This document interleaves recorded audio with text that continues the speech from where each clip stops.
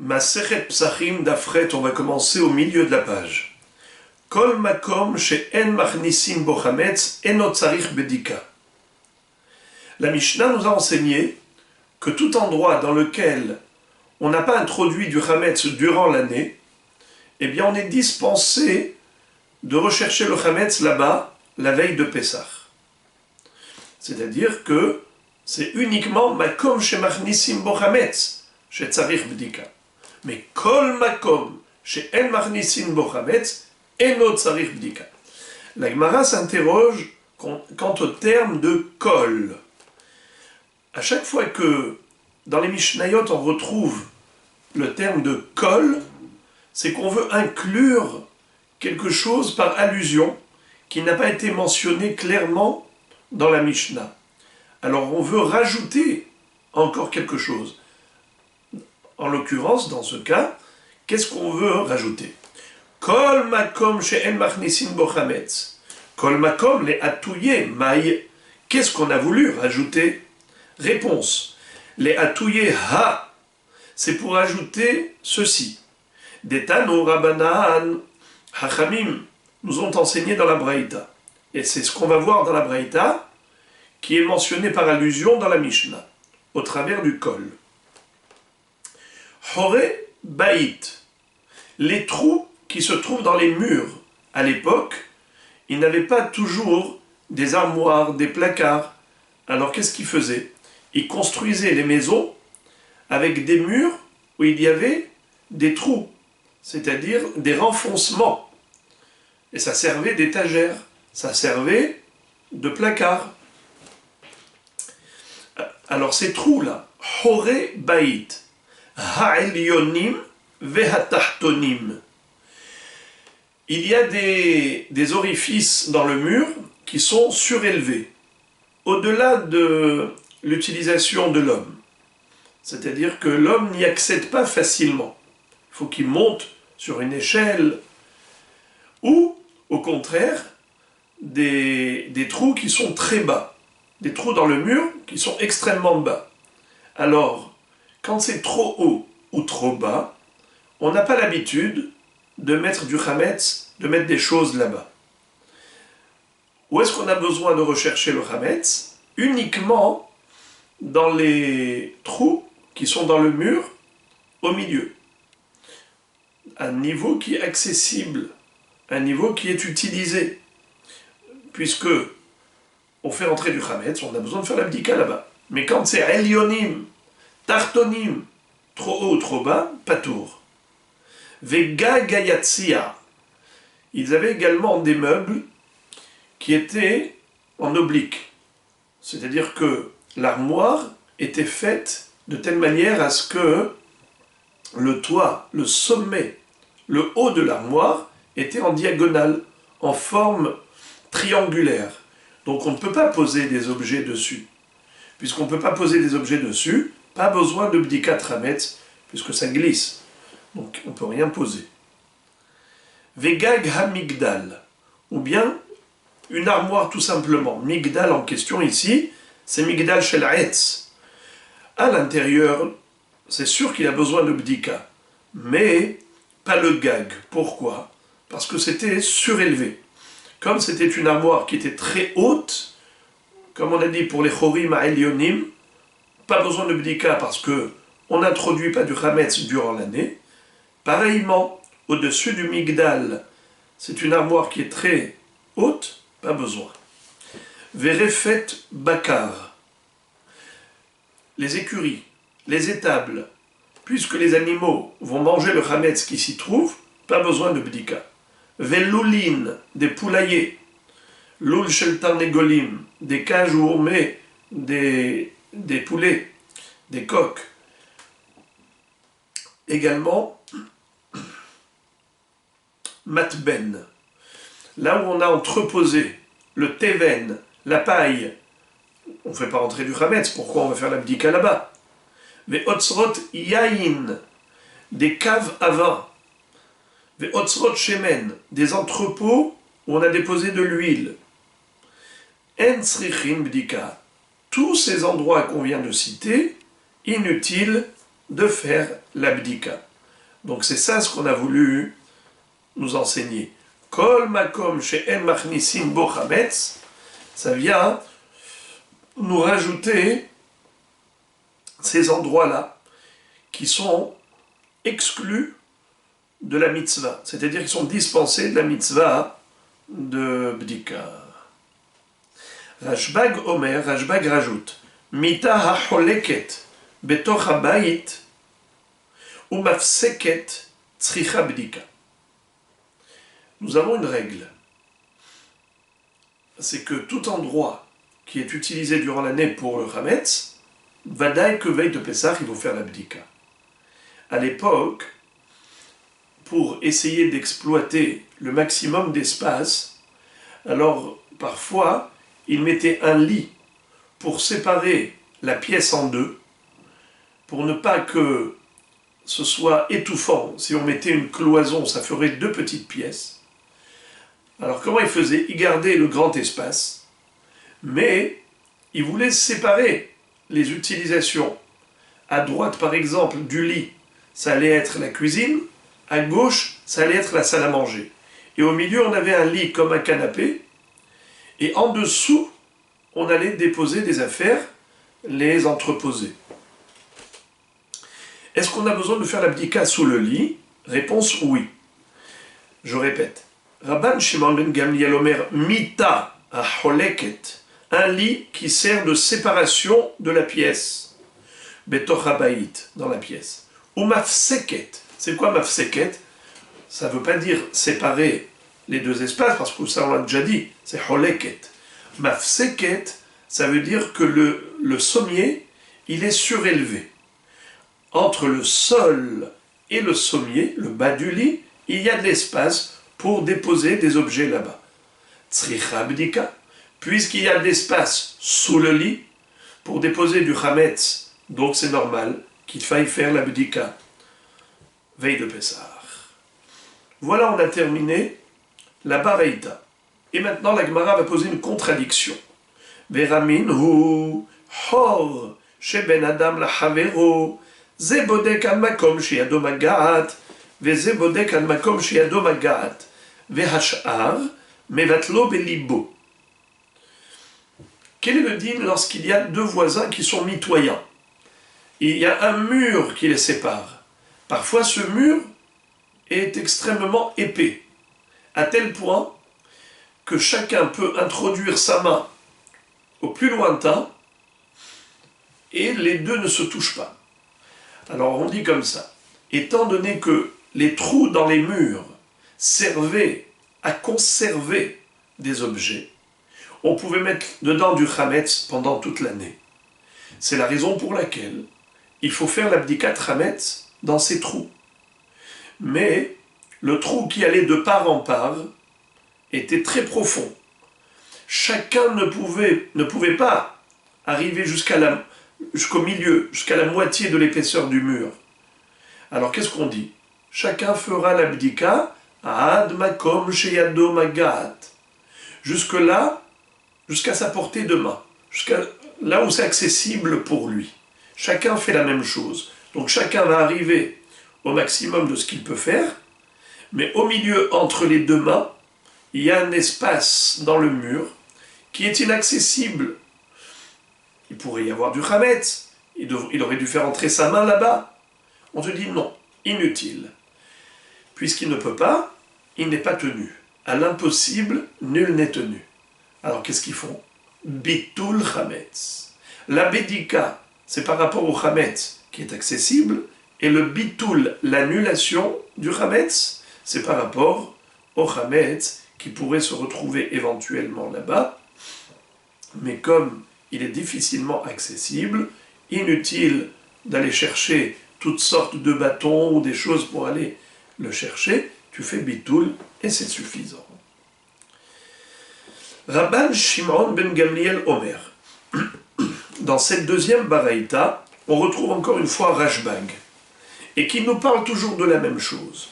Mita, un lit, à choleket, qui sert de séparation entre deux espaces de la pièce, betoch habayit, ve'etzim va'abanim sedurim tarteha umafseket, et il y avait sous le lit des rangées de pierres ou de poutres, et il y avait un espace vide encore sous le lit, et inutile de faire l'abdika sous le lit. La Gemara pose une double contradiction. Kashya mita à mita, kashya horin à horin. Rabban Shimon ben Gamliel se contredit. Dans la braïta précédente, il avait dit qu'en effet, il fallait faire l'abdika tramet sous le lit. Et dans cette braïta, il nous dispense. Deuxième contradiction, horin à horin. On avait dit plus haut que on n'avait pas besoin de faire l'abdika dans les trous des murs. On avait vu au début. Hore habayit, ha'elyonim ve'atartonim, enam tsechim bdika. Et là, qu'est-ce que tu me dis? Que les deux voisins doivent faire l'abdika jusqu'au maximum de leur capacité. Alors, il faut faire l'abdika dans les trous où on est dispensé. Première baraïta dit inutile de faire l'abdika. Deuxième baraïta nous impose l'abdika. La Gemara nous dit chorin a chorin la kashia. Elle commence par répondre à la deuxième contradiction en disant il n'y a pas de contradiction. Ha be'ilae ou betatae veha bemitzae. Ça dépend. Quand est-ce qu'on dit qu'on est dispensé de l'abdika dans les chorim? C'est uniquement si ce sont des trous surélevés ou trop bas. Illae, très haut, tatae, très bas. Veha bemitzae. Mais la deuxième baraïta qui a dit que chacun des voisins doit faire l'abdika dans le trou qui est dans le mur, on parle de be'emtza, mitzae, au milieu. Puisque c'est à portée de main, toute l'année on se sert de ces trous pour le chametz, donc évidemment il faut faire l'abdika. Deuxième contradiction, c'était mita. Rashbag disait dans la première braïta qu'il faut faire l'abdika sous le lit, dans la deuxième braïta il dit non. Alors, réponse, mita a mita la kashia, hademidalia, hademitatai. Ça dépend. Si c'est un lit qui est surélevé, alors il y a de la place largement pour entreposer des objets dedans. De ce fait, il faut faire l'abdika. Il peut y avoir du chametz. Mais si c'est un lit dans lequel il y a déjà, sous lequel il y a déjà des poutres, des pierres, alors il n'y a plus beaucoup d'espace pour déposer des objets là-bas. Donc on ne pose rien de plus. Donc il n'y a aucune probabilité de trouver du chametz. Voilà pourquoi inutile de faire l'abdika. Encore une contradiction. Ve'otzrot yain enam tzrichim bdika. On avait dit plus haut. Otzrot yain ve'otzrot shemen enam tzrichim bdika. Ça c'était dans la première baraïta. Des caves à vin ou des entrepôts d'huile, pas besoin de faire l'abdika. Pourtant, on retrouve dans la braïta suivante le contraire. Vehatanya otzrot yain tzarich bdika. On voit que le vin, la cave à vin, nécessite et requiert une bdika trametz. Otzrot shemen en tzrichim bdika. Par contre, pour le shemen, même la deuxième braïta dit qu'on n'a pas besoin de bdika trametz. Alors, contradiction par rapport au yain. Là-haut, on avait dit otzrot yain enam tzrichin bdika, et dans la deuxième braïta, oui tzarich bdika. Comment répondre? Réponse. Acha b'may askinan b'mistapek. Ici, on parle de quelqu'un qui se sert pendant le repas du vin. Il envoie son shamash au milieu du repas pour aller chercher du vin. C'est la raison pour laquelle, étant donné que le shamash peut avoir un sandwich dans la main, il dépose dans la cave à vin quelque part et après il oublie son pain, son sandwich, lorsque Pessah arrive, nous avons l'obligation de faire l'abdikat Hametz, puisqu'on a été mistapek. Mistapek, c'est-à-dire on a été s'approvisionner du vin pendant le repas.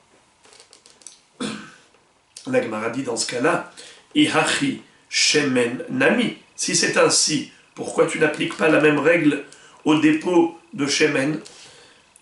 Pendant le repas, on peut avoir besoin d'huile. À l'époque, il se servait beaucoup de l'huile pendant le repas. Réponse, shemen yesh keva la achila, yain en keva l'ishtia. En ce qui concerne l'huile, puisque ça vient juste assaisonner les plats, les salades, alors on sait exactement, même si c'est approximativement, on rajoute un peu plus, mais on sait combien d'huile on aura besoin pour le repas. On ne va pas tomber en panne.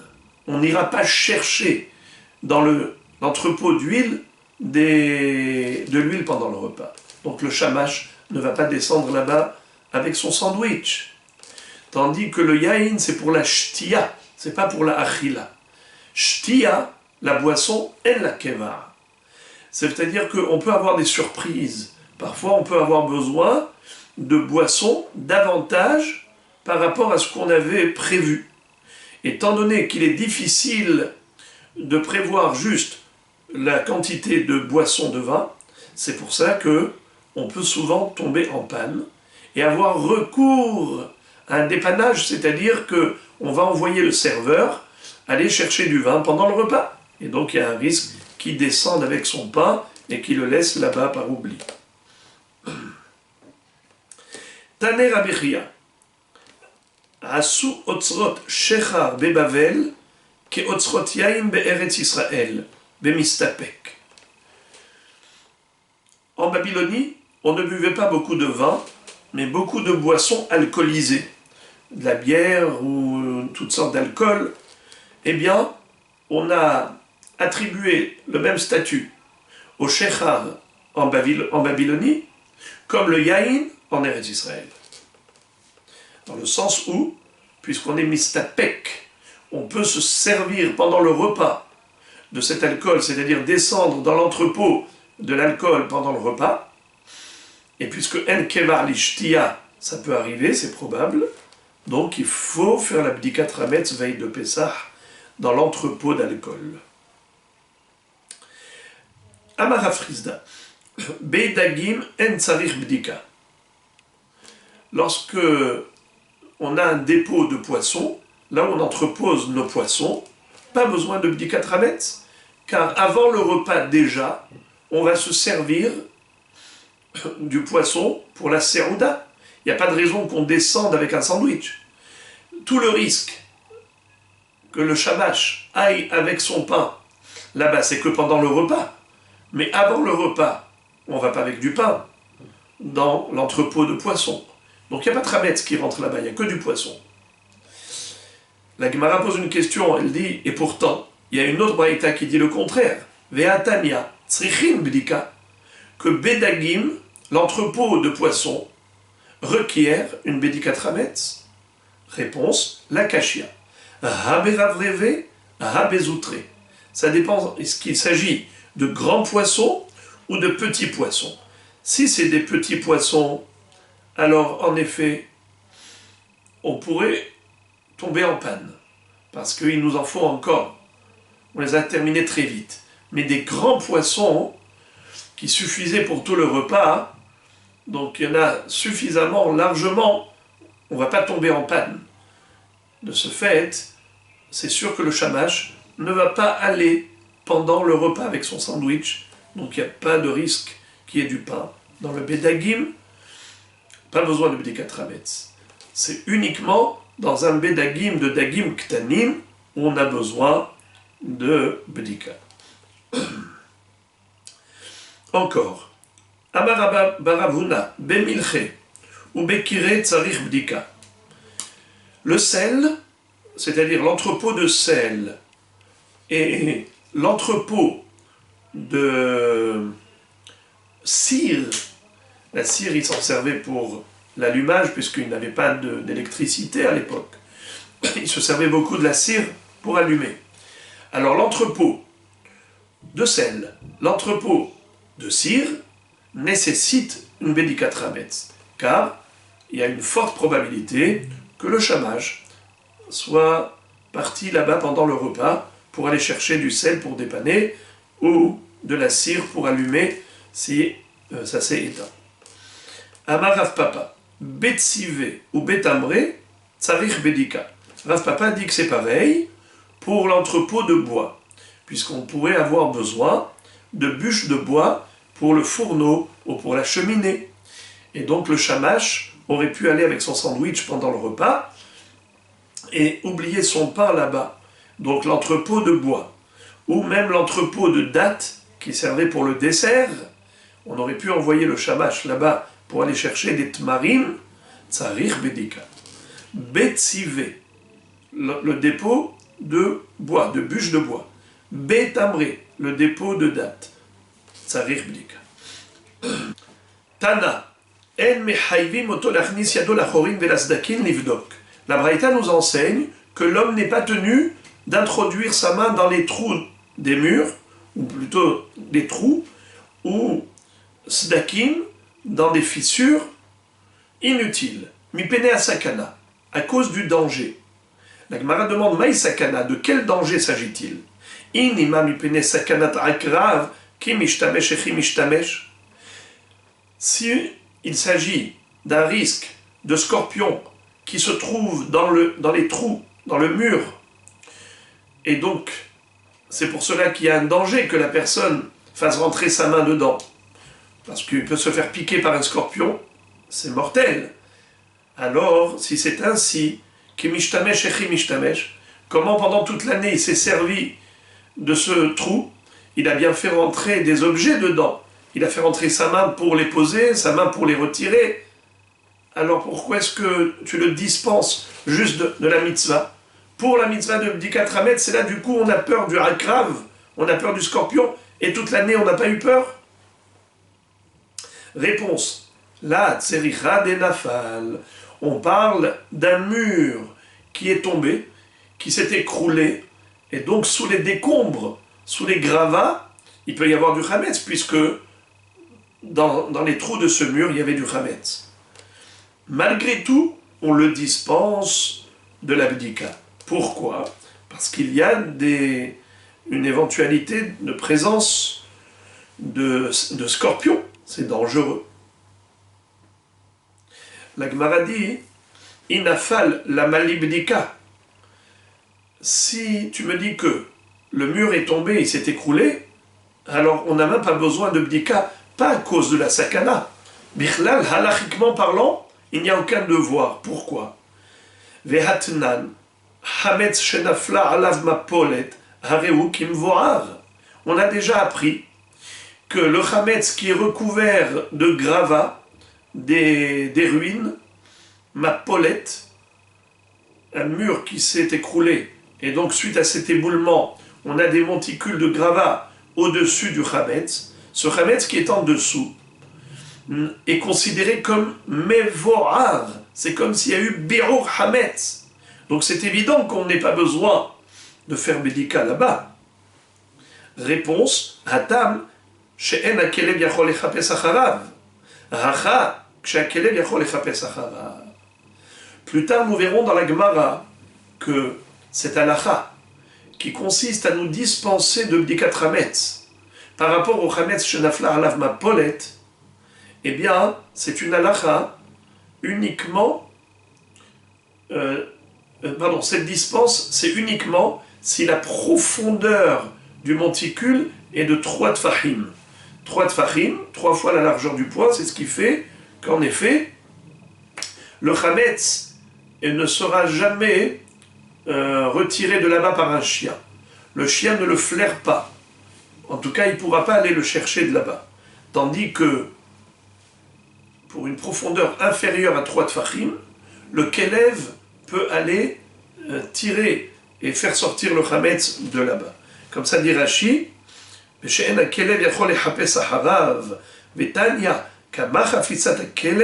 Shelosha tefahim.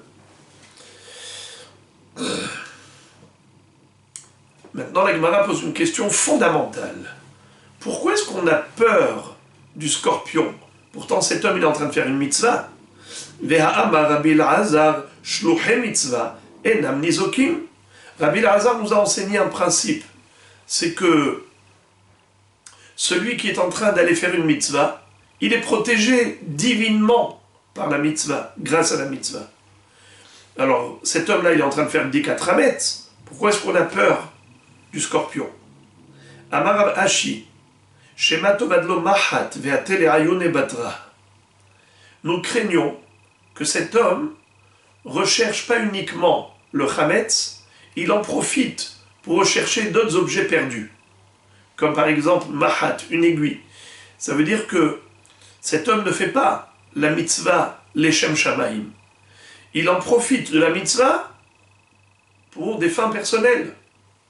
Alors, c'est la raison pour laquelle on a peur qu'il se fasse piquer. La Gemara dit, ah bon, est-ce que cet homme-là, qui a une kavana, qui n'est pas les Shem Shamaim, il a une kavana de faire l'abdikat Hametz pour trouver également son aiguille, son mahat. Est-ce que tu vas me dire que ça n'a pas un caractère de mitzvah? Son action a perdu le statut de mitzvah, mais pas du tout. Et par conséquent, puisqu'il est considéré comme shluchei mitzvah, il devrait être protégé. Et où est-ce que nous voyons que même une mitzvah chez l'olishma a le statut de mitzvah? Et à Tanya, la preuve, la braïta suivante. Ha-omer, selazu litzdaka. Quelqu'un qui dit, voilà, cette pièce de monnaie, je l'offre à la tzedaka. Bishvil shechie beni. Dans l'intention que par le mérite de cette tzedaka, mon fils survive, qu'il guérisse, ou qu'il vive longtemps.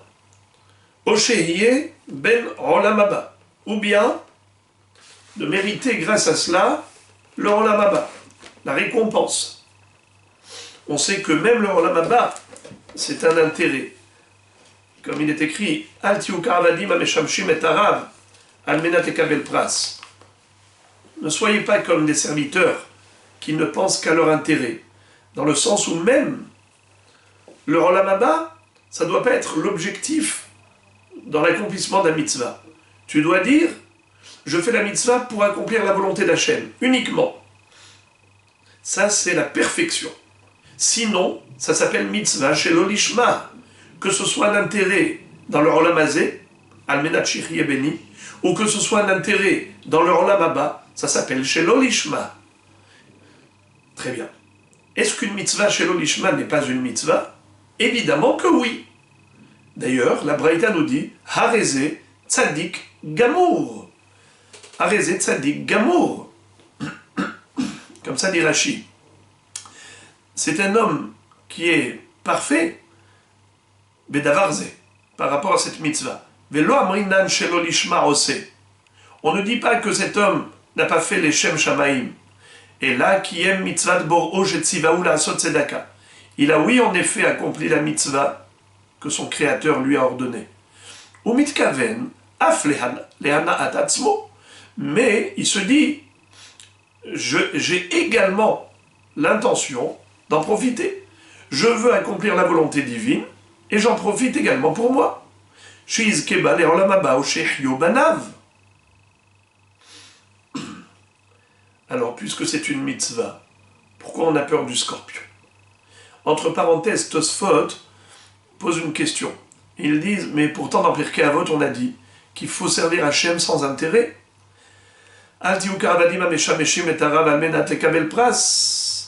Alors, comment répondre à cette contradiction? D'une part, tu me dis que la mitzvah, elle est parfaite, et d'autre part, dans Pirkei Avot, on nous dit qu'il ne faut pas faire ainsi. Est-ce que c'est parfait ou pas? Réponse, ça dépend. Si cet homme considère que son intérêt, c'est le principal objectif, à tel point qu'il regretterait son action s'il n'atteindrait pas son objectif, son intérêt personnel, dans ce cas-là, la Mishnah dans Pirkei Avot dit que c'est pas bien. Al tihu karavadim hameshamshim utarav al menat lekabel pras. Mais si cet homme considère que son intérêt n'est qu'accessoire, c'est en plus. S'il obtient, très bien. Sinon, il ne regrette pas la mitzvah. Comme ça dit Tosfot. Haïnu bekai ganna she'im lo tavolo ota atova she'u metzape utohe umitharet ala tzedaka she'asa. Ça, c'est pas bon. Aval mi she'eno tohe umitharet. Celui qui ne regrette pas sa mitzvah, harezet tzadik gamour. C'est un tzadik parfait. Alors, comment la Gemara va répondre à cette question? Pourquoi est-ce qu'on a peur du scorpion? Pourtant, cet homme-là, même si, en même temps, au passage, pendant qu'il faisait l'abdikat Hametz, il recherchait aussi un objet qu'il avait perdu sous les gravats, malgré tout, la mitzvah devrait le protéger. Pourquoi on a peur du akrav? Réponse, première ligne. Dilma, batar, debadak, atele ayone batra. Ce que nous craignons, c'est que l'homme, en fait, il ne va pas chercher en même temps son aiguille, son objet. Pendant qu'il fait le Bdikat Hametz, si concomitamment il cherche autre chose, il n'y a pas de problème. La mitzvah le protège tout de même. Ce que nous craignons, c'est le risque suivant. C'est que cet homme, après avoir terminé la Bdika pour le Hametz, maintenant, il va continuer de faire l'abdika pour son objet. Et à ce moment-là, il n'est plus couvert, il n'est plus garanti et protégé par la mitzvah, puisque la mitzvah, il a terminé. Dilma, batar, debadak, ate, les rayone, batra. Rav Nachman bar Yitzhak donne une autre explication à cette baraïta. Et il dit, de quel sakana s'agit-il? Rav Nachman bar Yitzhak amar mishum sakanat anochrim. Le danger que nous craignons au travers d'Abdikat Hametz dans le mur, c'est le voisin Goy. Donc, on ne parle pas d'un mur qui s'est écroulé, on ne parle pas d'une recherche de Hametz sous les décombres, on parle d'un mur normal. Il y a un trou qui va de part en part. D'un côté, il y a le juif qui habite, de l'autre côté, c'est le Goy. Quel est le din? Le juif, on le dispense de Bdikat Hametz dans ces trous du mur. Pourquoi? Car le voisin Goy, qui est derrière, risque de croire que cet homme-là veut lui faire du mal. On va voir tout de suite. Mishum sakanat anochrim. Quelle est la sakana? Ou plimohi. Et c'est Plimo, un grand hacham, qui s'appelait Plimo, qui nous a enseigné. Detanya, hor sheben Yehudi le Aramai, bodek al makom shiado magat, ve'ashar mevatlo belibo. Plimo amar, kol atzmo eno bodek, mi pene a sakana. Qu'est-ce que ça veut dire? Selon Tanakama, le juif doit quand même faire l'abdikat Hametz dans ce trou qui est entre lui et le goy, jusqu'à ce que, comme Shiado Magahat, jusqu'à sa portée de main. Ensuite, il a peut-être du Hametz à lui qui est un peu plus loin, qui fait Bitul Hametz, comme on a déjà vu, l'annulation. Plimo dit pas du tout, aucune Bdika, il fait que Bitul. Pourquoi il ne fait pas de Bdika? Car le goy pourrait le soupçonner de vouloir lui faire du mal. Comment? Maï sakana. Inima sakanat kshafim ki ishtamesh echi ishtamesh. Si on va dire que le goy va le soupçonner de faire de la sorcellerie, de la magie, et il va dire que le juif veut lui jeter un sort, toutes sortes de sortilèges, alors il va venir se venger du juif. Alors dans ce cas-là, pourquoi? C'est que pour l'abdikat Hametz que nous craignons ce soupçon. Et mais toute l'année, il se sert de ce mur. Ki ishtamesh, echi ishtamesh, comment il s'est servi? Réponse, Hatam ki ishtamesh yemama ou nehora, velo masikadate, achal lelia ushragahu ou masikadate. Lorsque le juif s'est servi de ce trou pendant toute l'année, le goy n'a pas prêté attention. Pourquoi? Parce que le juif se servait, en faisant entrer sa main, il prenait des objets, chose naturelle à l'époque. Mais la nuit de Pessah, la veille de Pessah, il voit qu'il prend une bougie, il fait rentrer une flamme à l'intérieur. Alors là, il se dit, qu'est-ce qu'il fait celui-là? Qu'est-ce qu'il fait celui-là? La nuit, il voit bien la flamme. Et donc, ça attire son attention. Il se dit certainement, le juif veut l'ensorceler. Alors, il peut s'énerver et aller se venger.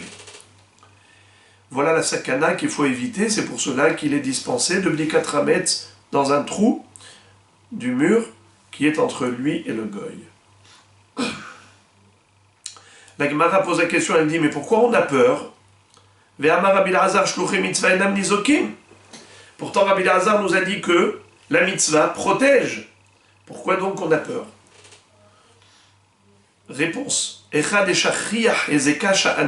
Ça dépend. La mitzvah, elle protège par rapport à un nezek, un préjudice pour lequel il n'y a pas un grand risque. Il n'y a pas une forte probabilité. Ce n'est pas fréquent. C'est un nezek qui n'est pas shachriah. Mais si c'est shriah ezeka, mais si on est dans un danger fréquent, un danger qui est probable, qui a une forte probabilité, dans ce cas-là, il n'y a pas de protection. La mitzvah, elle nous protège que dans le cadre de la nature. Mais si, de manière naturelle, la personne s'est mise en danger, elle se jette par la fenêtre pour une mitzvah, eh bien non, il n'y a pas de protection. Et d'où on apprend ça? Qu'il y a une différence entre sakana et sakana. Shene'emar, vayomer shemuel, elech, veshama Shaul, ve'haragani. Vayomer Hashem, reglat bakar tikar biadecha.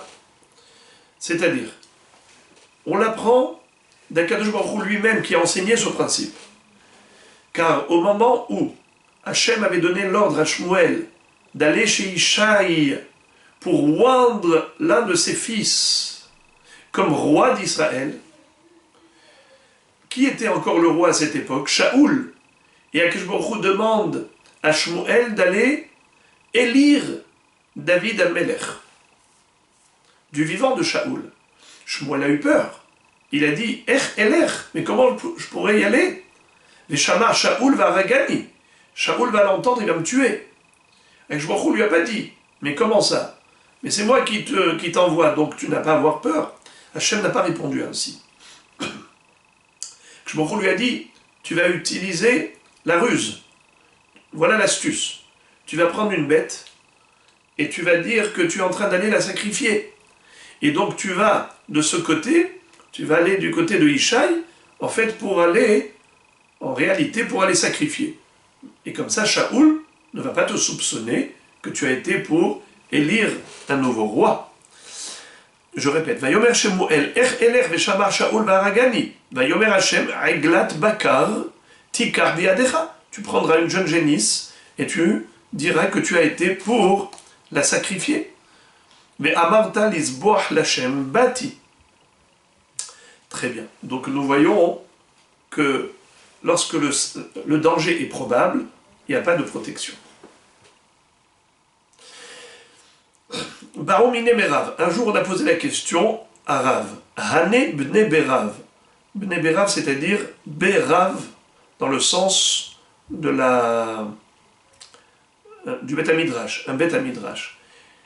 Il y a des gens qui voulaient venir au Berav, Baït Shel Rav, pas Rav lui-même, n'importe quel Rav. Ça s'appelle un Beth Midrash, Berav. Bnei Berav, ce sont les étudiants, les élèves qui ont besoin de leur Rav. On a demandé à Rav, est-ce que ces gens-là, qui habitent dans la campagne, des Daïré Baga, Maoul et Kadma Hashocha les Berav, est-ce qu'ils peuvent venir quand il fait encore nuit, avant le lever du jour, ou à la tombée de la nuit, rentrer chez eux, parce qu'ils étudient la Torah toute la journée. Et de ce fait, ils peuvent être en danger, dans l'obscurité, lors de l'aller ou lors du retour. Alors, il leur a dit, Amarleu, Nitur, Alay Ve'al Tsavari, qu'ils viennent. Moi, je prends la responsabilité, sur moi et sur mon cou. Je leur garantis qu'ils n'auront rien grâce à la mitzvah. La Gemara dit Nizel Mai, ils lui ont posé la question à Rav, ok, ça c'est pour l'aller, mais pour le retour, est-ce qu'ils peuvent sortir la nuit, tardivement? Quand ils viennent pour la mitzvah. Alors ils peuvent sortir très tôt, même avant l'aube, et ils sont protégés par la mitzvah. Mais au retour, ils ont déjà terminé la mitzvah. Est-ce qu'ils sont encore protégés? Amarleu lo yadana, il leur a dit je ne sais pas. Il faut dire d'ailleurs que ce n'était pas un shechiach ezeka, ce n'était pas un danger certain, ce n'était pas un danger qui avait une forte probabilité. C'est circuler normalement, sauf qu'il fait nuit. Alors, par rapport à ce qu'a dit Rav, qui ne savait pas quel est le din par rapport au retour, la Gemara cite l'enseignement de Rabbi Elazar. Itma, Amar Rabbi Elazar, Shluchei mitzvah enam nizokim, lo be'alichatam ve'lo bechazaratam. Les Shluchei mitzvah n'ont pas à avoir peur, ni à l'aller, ni au retour. Keman, sur qui il s'appuie? Ki haïtana. Rabbi Elazar le Emora s'appuie sur un Tana. Des Tanya. Ici Ben Yehuda. Ici Ben Yehuda, c'est lui le Tana. Ici Ben Yehuda Omer. Klapé she'amra Torah. Velo yahmod ish et artzecha. Melamed shete paratra ro'a afar. Ve'en haya mazikata. Tarnegoltecha menakeret ba'ashpa. Ve'en hulda mazikata. Ve'alo devarim kal vachomer. Uma elu shedarkan lizok. Enam nizokin. Bene adam she'en darkan lizok. Al had kama vechama. En li ela bahalicha. Bahazara minayin. Talmud omar. Ufanita baboker ve'alachta le'ohalecha. Melamed shetelech ve'timtza. Aholecha be'shalom. De quoi s'agit-il? On parle de la mitzvah de Aliyah la Regel. Lorsqu'on allait 3 fois par an pour les fêtes de pèlerinage, Pessah, Shavuot et Sukkot, on allait laisser nos maisons toutes seules. C'est-à-dire que il pouvait y avoir des goïms qui pouvaient cambrioler. Les bêtes étaient abandonnées. Il pouvait y avoir toutes sortes de bêtes qui viennent attaquer. Ces bêtes-là, c'est des bêtes féroces, des bêtes sauvages qui vont attaquer ces troupeaux. Le poulailler. Eh bien, Kadosh Baruch Hu avait donné une promesse au Ham Israël qu'à chaque fois qu'il montrait à Yerushalayim pour la mitzvah de Aliyah la Regel, au Beth Amikdash, Velo yahmod ish et artzecha, ba'alotra leraot et pene Hashem. Aucun homme, aucune personne ne va convoiter ton pays. Qu'est-ce qu'on apprend? Non seulement que les maisons étaient protégées par cette assurance d'Akadosh Baruch Hu, cette garantie, mais même les animaux qui nous appartenaient, les troupeaux, les volailles, elles étaient protégées. D'où on apprend, c'est écrit Velo yahmod ish et artzecha. Il n'est pas écrit Velo yahmod ish artzecha, mais et artzecha. Et hatafel le artzecha. Pas seulement la terre elle-même qui t'appartient ne sera pas convoitée, ne sera pas attaquée ou cambriolée, mais même ce qui est tafel, c'est-à-dire les animaux qui broutent l'herbe, qui picorent, les volailles qui picorent, et ainsi de suite. Même ce qui est annexé à la terre est protégé par Akadosh Baruch Hu grâce à la mitzvah. Et ici, Ben Yehuda nous dit que si déjà les animaux qui n'ont pas de mazal, qui n'ont pas un ange qui les protège, malgré tout, grâce à la mitzvah, ils sont protégés, à plus forte raison l'homme, qui a un mazal qui le protège, un malach qui l'accompagne, qui malachav yitzavelach, c'est sûr que la mitzvah le protège davantage. Je répète dans les mots, vehalo, alors concernant les animaux, melamed shetehe paratra ro'a ba'afar, ta vache va pouvoir aller paître dans la prairie, ven haya mazikata, aucune bête sauvage ne va l'attaquer, l'agresser. Tarnegoltecha menakeret ba'ashpa, ta tarnegol va aller, ta poule va aller picorer dans la déchetterie, ve'en hulda mazikata, il n'y aura pas de belettes ou de taupes qui viendront pour l'agresser. Vehalo devarim kalvachomer, donc on fait un raisonnement d'a fortiori. Uma elu shedarkam nizok enam nizokim. Si déjà ces animaux qui sont vulnérables, malgré tout, ne seront pas agressés, attaqués grâce à la mitzvah, Bene Adam she'en darkam nizok, alors les hommes, les humains, qui sont moins vulnérables que les animaux, al-had kama vechama, plus forte raison, qui seront protégés par la mitzvah. Et ici Ben Yehuda continue. El yela ba'alicha b'hazara minayin, Talmud lomar, ufanita ba'boker ve'alachta le'ohalecha. Ça c'est, on a compris que la mitzvah les protège en allant à Ali à la Régel. Mais une fois qu'ils ont terminé la mitzvah du pèlerinage et qu'ils sont chemin faisant sur le chemin du retour, est-ce qu'à ce moment-là il pourrait y avoir un préjudice qui pourrait leur arriver, soit à eux, soit à leur maison et ainsi de suite? Talmud lomar ufanita baboker ve'alachta le'ohalecha. Lorsque le matin tu vas quitter Yerushalayim pour aller chez toi, ve'halachta le'ohalecha, tu iras dans ta tente, ta demeure, melamed shetelech ve'timtza aolecha beshalom. La Torah te promet, ve'halachta le'ohalecha, tu vas trouver ton ohel parfait beshalom en paix. Fin de citation. La Gemara pose la question, elle dit, V'chi me'ahar de'afilu b'hazara ba'alicha lamali. Si on te dit que la mitzvah te protège même dans le chemin du retour, à plus forte raison à l'aller. Pourquoi est-ce qu'on avait besoin de deux enseignements? Premièrement, à l'aller, Velo yahmod ish et artsecha ba'alotra leraot et pene Hashem. Deuxième enseignement pour le retour, Ve'alarta baboker, ufanita baboker ve'alarta le'ohalecha. Mais si déjà, sur le chemin du retour, on n'est plus en train d'aller faire une mitzvah, on est protégé, à plus forte raison sur le chemin de l'aller, où on est en train d'aller faire la mitzvah. Alors la Gemara dit, Behemet, c'est vrai, que ça nous suffit, juste le deuxième pasouk, pour la chazara, et on a compris automatiquement qu'al vachomer pour la halicha. Alors, à quoi sert le pasouk de Velo yachmod ish et artsecha? C'est pour nous enseigner une halacha. Laquelle? L'Ekde Rabbi Ami. Un enseignement de Rabbi Ami. De'amar Rabbi Ami kol adam sheyesh lo karka ole la regel, ve'shen lo karka eno ole la regel. La mitzvah de Aliyah la regel, elle n'incombe qu'à une personne qui est propriétaire d'un bien immobilier.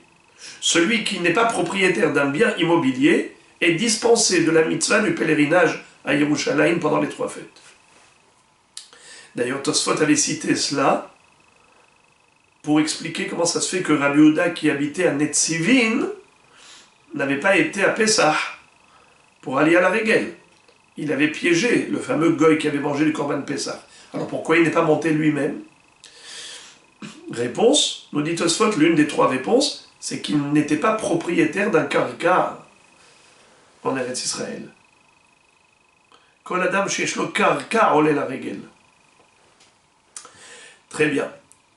Puisqu'on a parlé de Aliyah la Régel, la Gemara nous donne ici un enseignement de Haggadah. Amar Rabbi Avin barav Ada, Amar Rabbi Yitzchak, mipnema en perot ginosar birushalayim, kede shelo yu ole regalim omrim, il male lo alin ou el alechol perot ginosar birushalayim dayenu, nimtzet Aliyah shelo lishma. Rabbi Yitzchak nous enseigne, pourquoi est-ce que Akadosh Baruch Hu, qui a donné une bracha spéciale à la ville de Jérusalem, pourquoi il n'a pas fait pousser autour d'Yerushalayim des fruits de Ginosar? Les fruits de Ginosar, ce sont des fruits qu'on trouve dans le nord d'Israël, autour de la Kinneret. À l'époque, aujourd'hui on ne les a plus, mais à l'époque, dans la région du Ginosar, dans la région de Kinneret, on avait des fruits incroyables. Tellement succulent, tellement exquis, que Rabbi Yochanan disait qu'il en avait mangé tellement qu'il pouvait dire à peine s'il avait goûté, il n'était pas encore rassasié, il en avait mangé des centaines. C'était des fruits exceptionnels. Ginosar, ça vient du mot Gané Sarim. Ceux qui habitaient là-bas, c'était les Sarim, qui construisaient des maisons dans cette région. et kineret, c'était des fruits qui berçaient les gens. Ça veut dire que comme aussi agréable qu'un kinnor, qu'un violon. En tout cas, pourquoi est-ce qu'à Yerushalayim, il n'y avait pas ces fruits? Mipnema en perot ginosar berushalayim. Kede shelo yu oler galim ombrim, pour pas que les pèlerins qui venaient à Aliyah la Regel, à Pessah Shavuot Sukkot, ne disent ah, ça vaut la peine qu'on n'y aille que pour ces fruits. Si on avait été là-bas que pour cela, ça suffirait. Donc ils ne feraient pas la mitzvah les Shem Shamayim. Il m'allait, lo alinu, el alechol perot ginosar birushalayim dayenu. Nimtzet aliyah shelo lishma. Donc la aliyah ne serait pas les Shem Shamayim. Kayotsebo amar Rabbi Dostai bar Biyanai mipnema en hamet everia birushalayim. Vous savez que à Tibériade, il y a des eaux chaudes, naturellement chaudes. Ce sont des sources. C'est une source qui reste depuis l'époque du Maboul. Et les gens aujourd'hui font des cures thermales là-bas. Pourquoi est-ce qu'on n'a pas ce plaisir à Yerushalayim? Si on avait une source qui était naturellement chaude, la même réponse.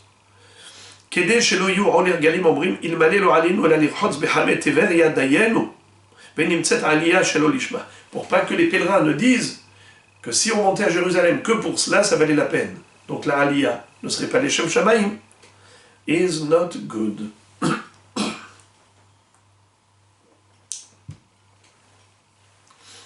Pour que la mitzvah soit parfaite, alors que Baruch Hu n'a pas donné ces grands plaisirs là-bas. Et maintenant, nous revenons à la Mishnah. On se souvient de la marloquette Bet Shammai Bet Hillel concernant le martef. La Mishnah nous avait dit qu'il fallait rechercher le chametz dans la cave à vin. Alors, avant d'arriver à la marloquette Bet Shammai Bet Hillel, d'abord la Gemara. Ubame amru shte shurot bamartef. Martef mandachar sheme. Achika amar. Kol makom shel machnisin bo chametz eno tzarich bdika. Veotzrot yain veotzrot shemen nami en tzarich bdika. Velama amru shte shurot bamartef. Makom shemachnisim bo chametz ubemitztapek. En fait, la Gemara veut d'abord comprendre la structure de la Mishnah. Dans la Mishnah, on a dit Kol makom she'en machnisim bo chametz eno tzarich bdika. Et ensuite, on pose la question Ubame amru, ou bien, comme dit le Rif, Velama amru, shte shurot bamartef, qu'il faut rechercher le chametz dans 2 shurot de la cave, dans 2 rangées de tonneaux, de fûts de vin dans la cave. Mais qui a parlé du martef? Qui a parlé du martef? Alors, pourquoi est-ce qu'on a dit qu'il faut rechercher dans le martef? Alors, en fait, la Gemara explique que voilà la structure de la Mishnah. D'abord, on nous dit, on nous enseigne le principe. Bien qu'il y ait une mitzvah de bdikat chametz, mais c'est uniquement dans des endroits qui sont susceptibles de contenir du chametz. Kol makom she'en machnisin bo chametz, lo tzarich bdika. C'est la raison pour laquelle, otzrot yain ve otzrot shemen, lo tzarichim bdika. On n'a pas besoin de faire la bdika dans des dépôts de vin ou entrepôts d'huile. Des caves à vin et des entrepôts d'huile, pas besoin. Et pourtant, alors dans ce cas-là, si tu me dis que des caves à vin et des entrepôts d'huile n'ont pas besoin de bdika, pourtant les chachamim ont dit shte shurot bamartef. Alors lama amru chachamim shte shurot bamartef. La réponse makom shemachnisim bo chametz. Bet Shammai omrim ou Bet Hillel omrim. C'est-à-dire que, bien qu'en général, une cave à vin n'est pas censée contenir du chametz, c'est vrai, mais tout de même, il y a un chashash, il y a un risque que pendant le repas, on a été mistapek, on s'est servi maspik, mistapek, on a été se dépanner du vin pendant le repas. Donc le shamash descend dans la cave à vin, au milieu du repas, avec son sandwich en main. Il aurait pu l'oublier là-bas sur un tonneau. C'est la raison pour laquelle Chachamim ont dit que shte shurot bamartef, oui, c'est makom shemachnisim bo chametz, il faut rechercher le chametz. Alors on avait vu la marloquette. Bet Shammai disait shte shurot al pene kol amartef, Bet Hillel omrim shte shurot achitz ha'elyonot, Shte shurot achitzonot shem ha'elyonot. D'après Bet Shammai, il fallait rechercher le chametz dans 2 chourotes, 2 rangées sur toute la surface du martef. Et Bet Hillel disent que non, juste 2 rangées externes qui sont supérieures. Les 2 rangées extérieures qui sont les supérieures. Alors ici on va voir une mahloket entre 2 Amoraïm, Rav Yehuda et Rabbi Yochanan, quant à l'explication de cette mahloket. Amar Rav Yehuda, Shte shurot she'amru min ha'aretz ve'ad sheme kora. Bet Shammai qui ont dit Shte shurot al pene kol amartef. Qu'est-ce que ça veut dire? D'après Rav Yehuda, c'est Shte shurot qui sont parallèles. C'est-à-dire, imaginons, voilà, vous avez ici 2 rangées, puisque on avait déjà expliqué une fois, mais je vais le répéter maintenant. Comment est-ce qu'on faisait pour avoir une cave? On prenait des fûts de vin, on allait les installer, ces fûts un à côté de l'autre, contre le mur, au fond du martef. Et on allait ensuite entreposer encore des tonneaux au-dessus des premiers. Et comme ça jusqu'au plafond. Ensuite, on allait refaire la même chose, et encore une rangée jusqu'au plafond. Encore une rangée jusqu'au plafond. Et c'est comme ça que, quand on rentrait dans la cave, on avait devant soi toute la façade qui était pleine de tonneaux de vin. Et au-dessus, on avait la surface, tous les tonneaux de vin. D'après Rav Yehuda, qu'est-ce que voulait dire Bet Shammai? Shte shurot al pene kol hamartef, il s'agit de la façade. Dès que je rentre dans le martef, j'ai la première façade. Tous les tonneaux qui sont devant moi. Et toute la rangée qui est juste derrière. Donc 2 rangées. Al pene kol hamartef. Shte shurot al pene kol hamartef. Donc c'est très simple. Je rentre, je vois ça. Je rentre, je vois ici plein de tonneaux. Derrière, il y a encore une rangée. Et derrière, encore une rangée, encore une rangée. Alors, juste les 2 rangées, celle qui est devant et celle qui est derrière, al pene kol hamartef. Tous ces tonneaux. Ça, c'est l'opinion de Rav Yehuda.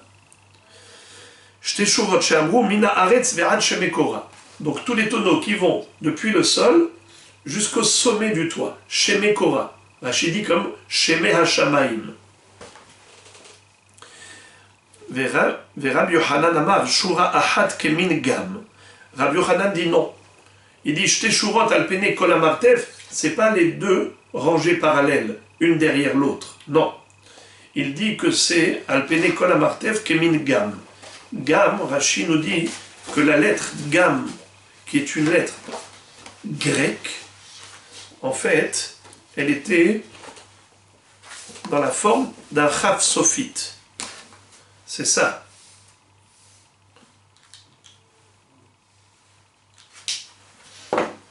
Ça, c'est le gam. Une forme de verticale, une ligne droite verticale et une ligne droite horizontale. Donc on doit rechercher le chametz parmi tous les tonneaux qui sont là et tous les tonneaux qui sont là, c'est-à-dire toute la façade et toute la surface. Donc c'est comme ça d'après Rabbi Yochanan. On doit rechercher le chametz parmi tous les tonneaux qui sont à l'entrée, dès qu'on rentre on a la façade, et également tous les tonneaux qui sont en haut. Car le shamash, il se peut que, en cherchant du vin dans un tonneau, il a trouvé qu'il était vide, il va chercher dans l'autre et dans l'autre. Donc, quelle est la logique? Vers où il va chercher? Donc c'est tout ce qui est accessible de prime abord. De premier abord, c'est ça ce que la mitzvah de rechercher le chametz, elle est là-bas. La Gemara maintenant va citer 2 baraïtot, une qui va soutenir la thèse de Rav Yehuda et l'autre qui va être une preuve pour Rav Yochanan. Tanya Kavate de Rav Yehuda. Tanya Kavate de Rav Yochanan. Tanya Kavate de Rav Yehuda, Bet Shammai Ombrim Shte Shurot al Pene Kol Hamartef, Ushte shurot shamru min haaretz ve'ad shemekora. Donc la première baraïta, elle dit clairement comme Rav Yehuda. Tanya kavate de Rav Yochanan. Et la baraïta qui dit comme Rav Yochanan, la voici. Shte shurot al pene kol amartef. Hitzona ro'a et apetach. Ve'elyona ro'a et akora. Qu'est-ce que ça veut dire? Rishona, c'est-à-dire la première rangée d'après Rabbi Yochanan, elle voit la porte, puisqu'on rentre, ce qu'on voit c'est la façade, Ro'a et Apetah, Eliona, et celle qu'on avait dit Gam, celle-là, du dessus, Ro'a et Akora, elle voit la poutre du toit.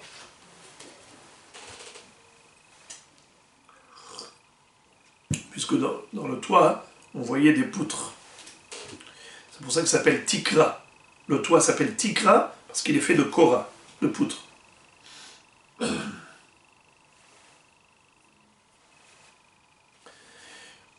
Shelifnim Hemena, Veshelemata Hemena, Ensach Bidika. La Braïta conclut en disant qu'on n'a pas besoin, justement, de faire l'abdika dans la deuxième. L'abdika n'a pas besoin d'être fait dans la deuxième rangée à l'intérieur, et pareil, on ne fait que dans la supérieure et pas celle qui est en dessous. Bet Hillel omrim shte shurot achitzonot shema elionot.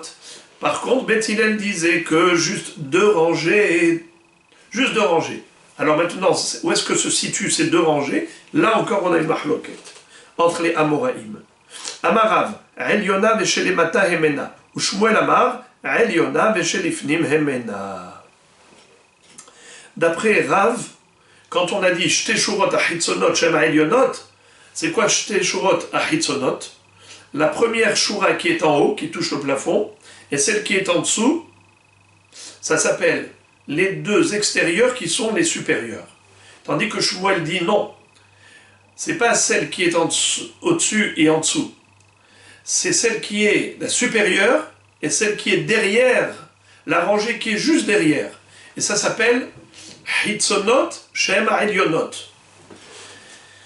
Alors maintenant, la Gemara se demande Maïtama de Rav, pourquoi Rav a dit que ce sont les deux qui sont à l'extérieur? Diek Hitzonot, il dit que le mot Hitzonot, quand le Tana a écrit Shte shurot Hitzonot, c'est vraiment Hitzonot. Donc le principal, il faut que ce soit des rangées extérieures. C'est ça ce que voulait dire le Tana. Alors pourquoi il a écrit Elionot, Veha Elionot Katane, les Maoté Tatae des Tatiata. En fait, il ne faut pas comprendre que c'est la deuxième rangée qui est supérieure qui est derrière.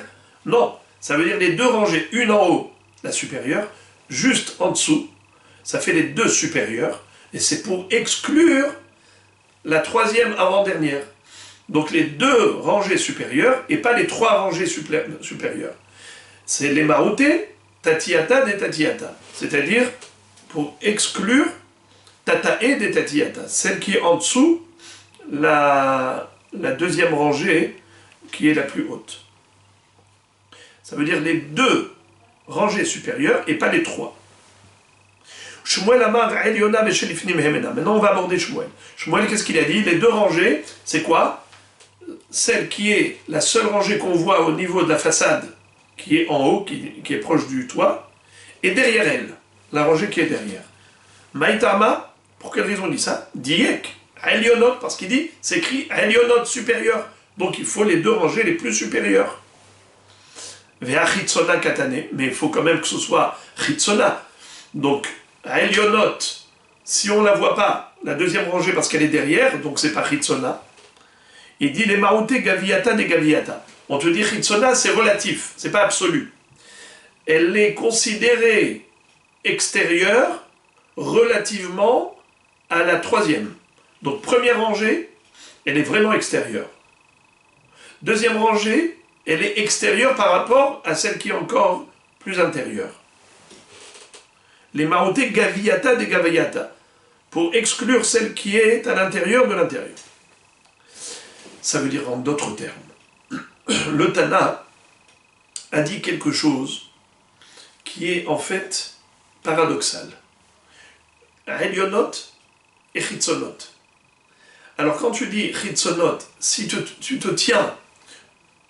au pied de la lettre de Hitzona, donc les deux doivent être Hitzonot. Si tu te tiens au pied de la lettre de Elionot, donc les deux doivent être Elionot. Mais il y a écrit Hitzonot et Elionot, c'est un peu contradictoire. C'est pour ça qu'il faut dire que le Tana, il a un terme auquel il tient, c'est le Haïkar, c'est son objectif, et l'autre, c'est juste relatif. Donc, un terme est absolu, et l'autre terme est relatif. Et la marloquette entre Rav et Shmuel est de savoir lequel terme est absolu et lequel est relatif. Rabbi Chia, Tane Kavate de Rav, Rabbi Chia a enseigné comme est l'opinion de Rav, ça veut dire qu'il a soutenu la thèse de Rav, mais Kulhu Tanae, tandis que tous les autres Hachamim, Tanu Kavate de Shmuel, ils ont préféré l'explication de Shmuel, ils ont enseigné comme Shmuel. Mais Hilcheta Kavate de Shmuel, et la halacha a été fixée comme Shmuel. C'est-à-dire que quand Shmuel a expliqué Bet Hillel, que veut dire Shte Shurot à Elionot, Shem Achitzonot, c'est la première rangée d'en haut et celle qui est derrière elle. Donc la halacha, où est-ce qu'on doit faire l'abdikat Rametz d'après Bet Hillel, c'est comme a dit Shmuel. Shte Shurot à Elionot, pas la première rangée est celle d'en dessous, mais la première rangée est celle de derrière.